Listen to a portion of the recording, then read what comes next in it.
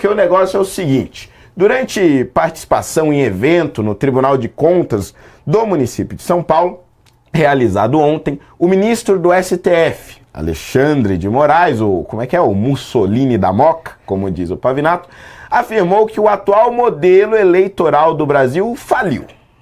Por que será, né? Porque está incomodando ele, evidentemente.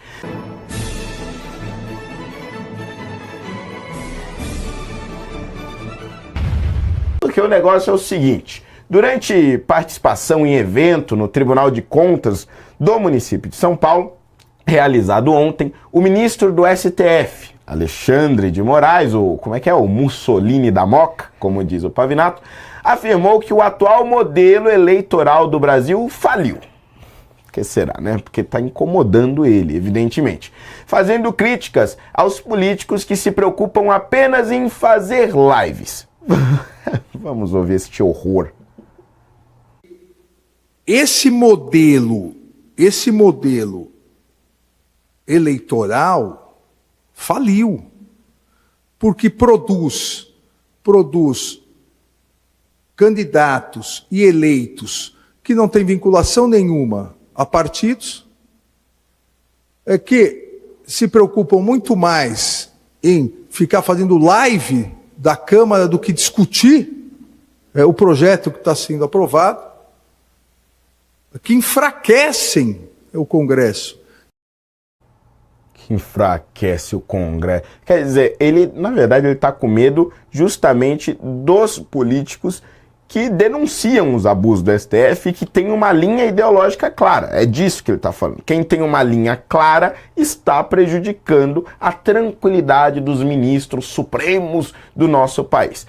Moraes também defendeu mudanças no financiamento das legendas e a adoção gradual do sistema distrital misto de votação, sugerindo uma ampla reforma nas regras eleitorais do país a fim de fortalecer as instituições. Tem mais porcaria, acompanha aí.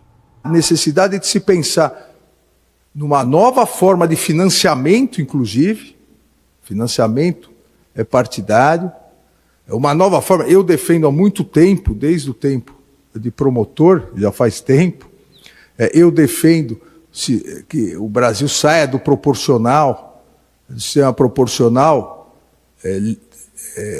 puro e vá para o distrital misto. Distrital misto.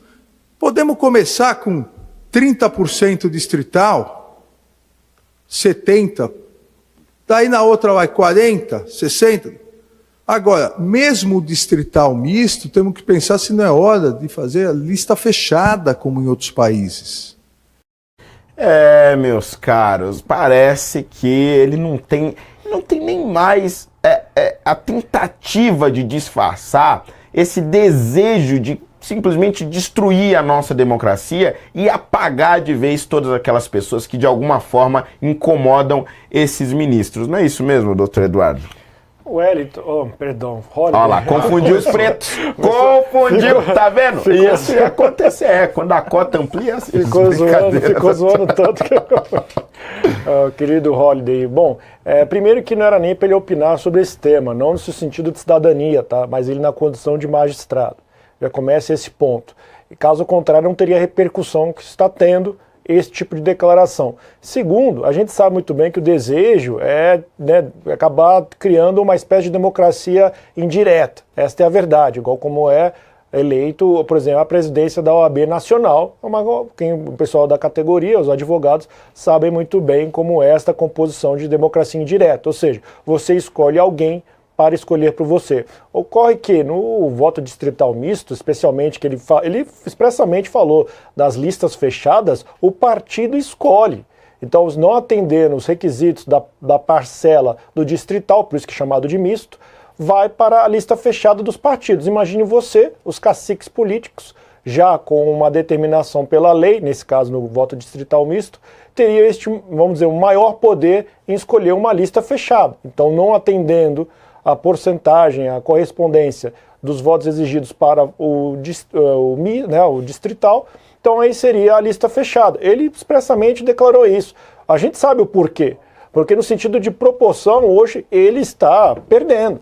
Essa é a verdade. Caso contrário, qual a necessidade dele ser o anfitrião de um jantar para tentar selar a paz entre Davi Alcolumbre, presidente do Senado, e o atual presidente da República, com um foco na pauta do jantar, além de selar a paz, avançar a PEC de segurança pública, PEC da redução à escala 6x1 e o PL de terras raras. Qual a finalidade em comum dessas 3 pautas no Congresso? Exatamente em ano eleitoral para que o Lula capitalizasse. Está muito claro isso, a finalidade é exatamente essa. Então, ele não está gostando dos caminhos que as eleições estão seguindo, e aí ele faz esse tipo de sugestão. Tudo bem, você pode acabar falando que ele sugeriu como cidadão. Só que a gente sabe a história recente do ministro Alexandre de Moraes de 2019 até aqui, Holliday. Pois é, e gente, antes de passar para o Wellington, é importante explicar um negócio aqui. O sistema proporcional, ele evidentemente tem os seus defeitos, né? Como, por exemplo, essa história de você votar no fulano, que ele passa o limite, isso é, a quantidade de votos suficientes para ter a sua cadeira, e isso sobra para o partido, e aí você acaba puxando uma galera que não necessariamente tem a ver com o candidato que foi eleito. Isso é uma coisa que nós precisamos discutir e tal. Outra coisa completamente diferente é você querer desconfigurar o sistema eleitoral que vem se consolidando, apesar de todos os seus defeitos, aos poucos, com pequenas reformas, vem se consolidando, porque alguns políticos estão incomodando determinadas autoridades. Vejam vocês, com o voto distrital, os políticos privilegiados, a maioria do Congresso Nacional, seria formada não por políticos que têm ideias fixas, não, né? Ideias claras, ideais, né, muito claros, que tenha lado, que tenha propostas efetivas para avançar com essas ideias. Ou seja, ela não prioriza os estadistas, ela prioriza aquelas pessoas que têm uma visão local de mundo. Tem os seus benefícios, como por exemplo o custo da campanha.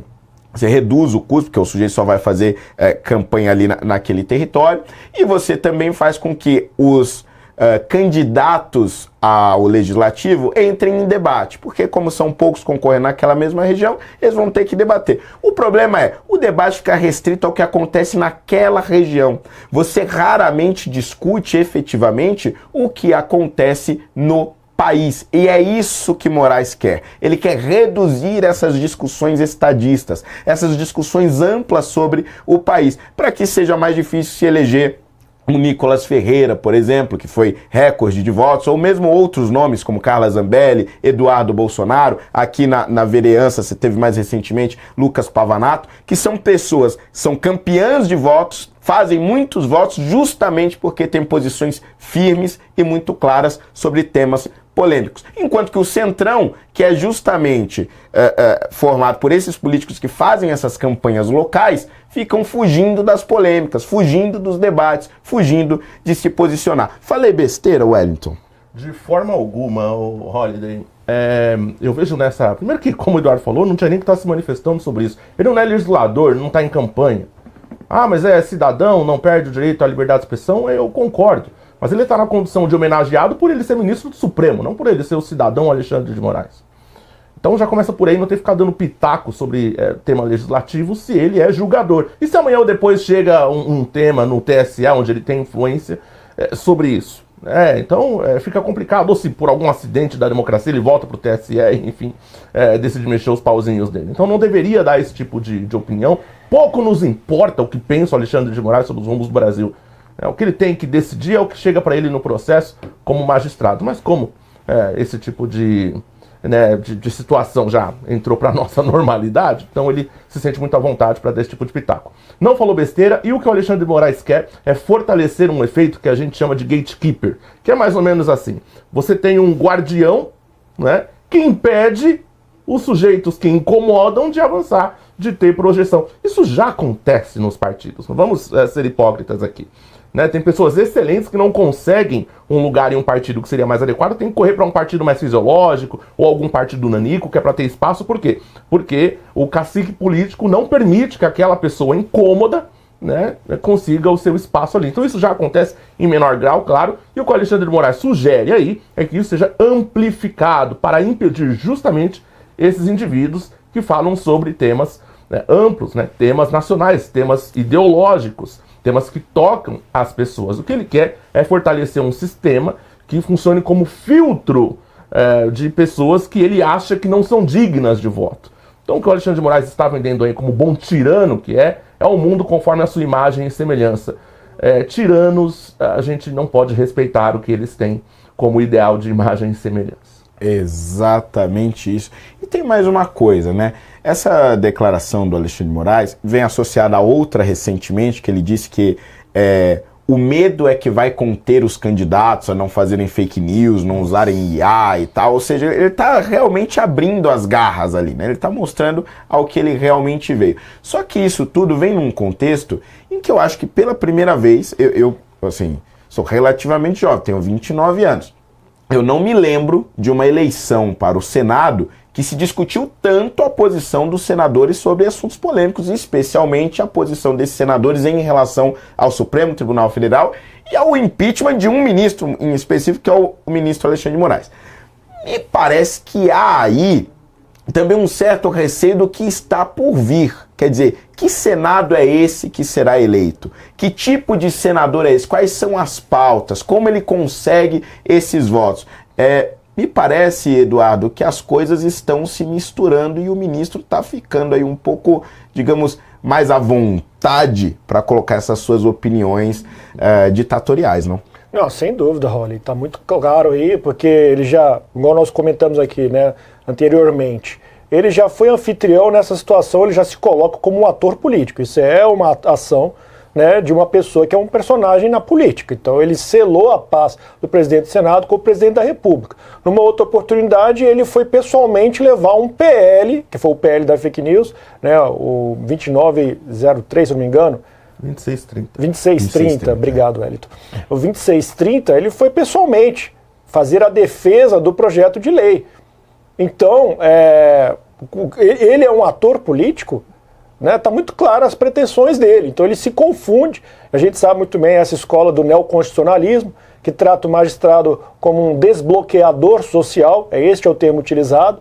Então ele coloca o magistrado, que a princípio seria inerte, com necessidade de ser provocado, ele coloca o magistrado como um personagem, um agente, ou seja, aquele que pratica ação para trazer, vamos dizer, benefícios sociais, ou um destravamento social, e ele se colocou, ele publicamente, de certa forma, aderiu a esse tipo de posicionamento. Então não basta ser magistrado, ele mescla a postura de magistrado, e aí você discute, a qual eu também concordaria com você de casa, se de fato ele está agindo como magistrado, e você pode pegar a Lei Orgânica Nacional da Magistratura, ou, né, além da lei de a lei 1079/50 de crime de responsabilidade, lei do impeachment, ou se ele é um ator político. Então ele teria que pedir, né, o afastamento, se afastar do cargo de ministro do Supremo Tribunal Federal, para aí sim se dedicar à atividade política, coisa que ele poderia ter naquela época, ele era secretário de Segurança Pública no estado de São Paulo.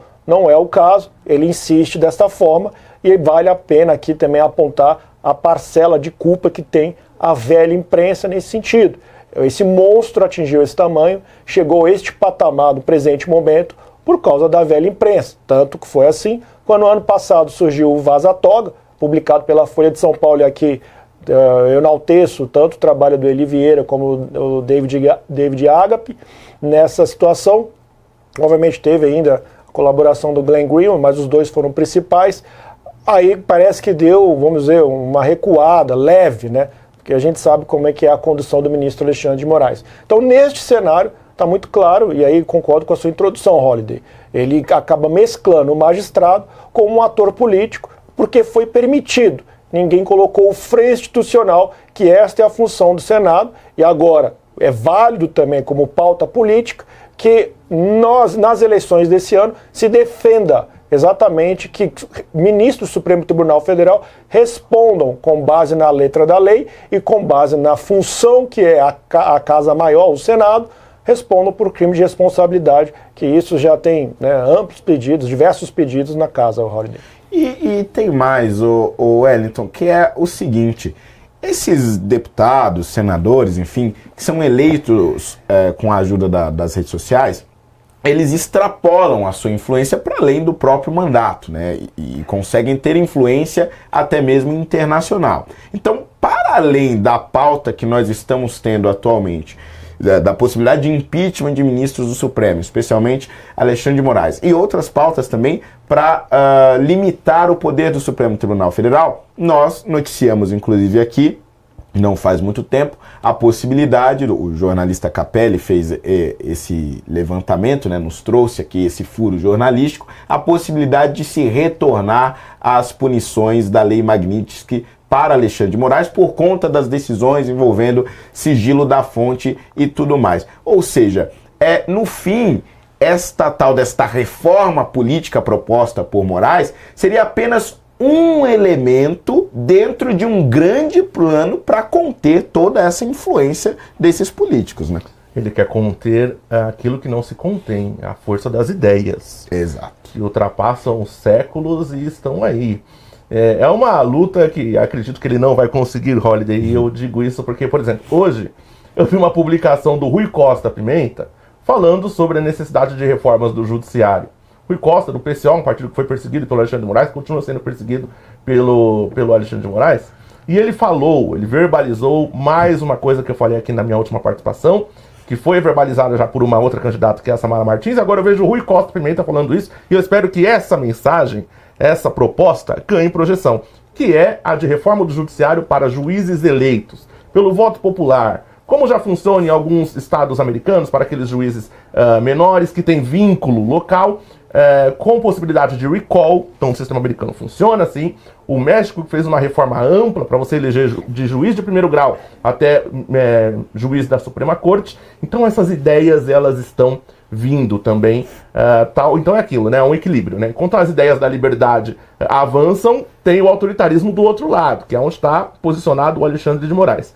Nesse mesmo evento onde ele esteve, inclusive, para reforçar isso que você posicionou, ele falou de um youtuber que acho que é o Ancapsu, né? Pareceu que era sobre o Ancapsu. Que ele disse, tem um youtuber aí que comenta de geopolítica e guerra na Ucrânia a jogo do Corinthians e Curitiba. E ele falou isso com um certo incômodo, né, dizendo que esse tipo de conteúdo tem mais audiência, inclusive, do que a Globo e etc e tal, tentando ali cooptar a imprensa para o seu intento, para a sua sanha ditatorial. Alexandre, não é só porque você é tapado e domina apenas um tema que o resto da humanidade é iletrada, é burra, é tosca. Não, tem pessoas que estudam vários temas e gostam de abordar, e olha só que legal, as pessoas querem, é por isso que dá audiência. E é por isso que a sua luta é inglória, você não vai conter as ideias. Todos os tiranos que fizeram o que você está pretendendo fazer acabaram de um jeito muito ruim. Então seria bom você olhar para a história e tentar aprender alguma coisa, porque você não pode conter as ideias. Ninguém pode conter as ideias. A ideia, ela tem vida própria. Se você consegue censurar um, outro vai falar. Então não adianta. Ele foi até constrangido pela Tawane Catan, jornalista da Oeste, perguntando, ministro, e sobre o sigilo da fonte? E aí, ministro, ele ficou fugindo como o diabo foge da cruz? É isso, esse é o poder das ideias, Alexandre de Moraes.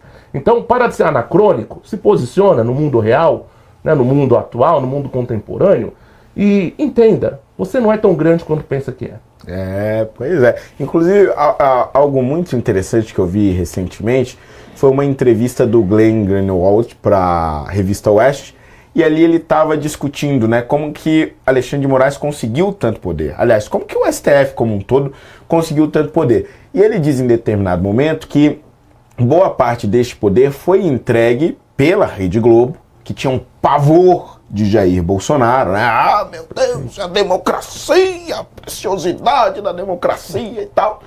E aí fizeram de tudo para que o Jair não fosse reeleito, e para isso precisaram do Supremo, precisaram do Tribunal Superior Eleitoral, com aquelas decisões absurdas que a gente já citou aqui várias e várias vezes, com aquelas notícias esquisitíssimas que sequer chegaram a ser investigadas, como por exemplo aqueles programas de rádio, milhares, que não chegaram aí ao ar em rádios do interior, e tantos outros problemas.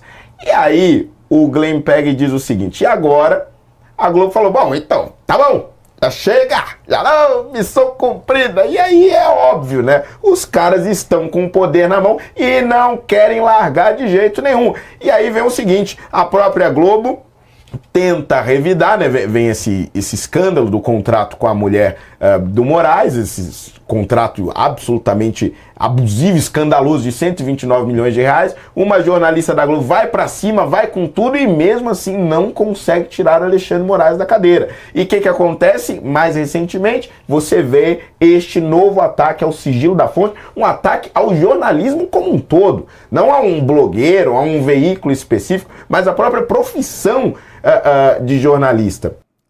O vídeo terminou, mas o debate continua todos os dias às 19h30, 7h30 da noite. Eu estou ao vivo no canal do Metrópolis, no YouTube, analisando os principais acontecimentos da política brasileira com análise afiada, clareza e, espero eu, bom humor. Quer acompanhar ao vivo? Te espero no Pavinato 7h30 no canal do Metrópolis.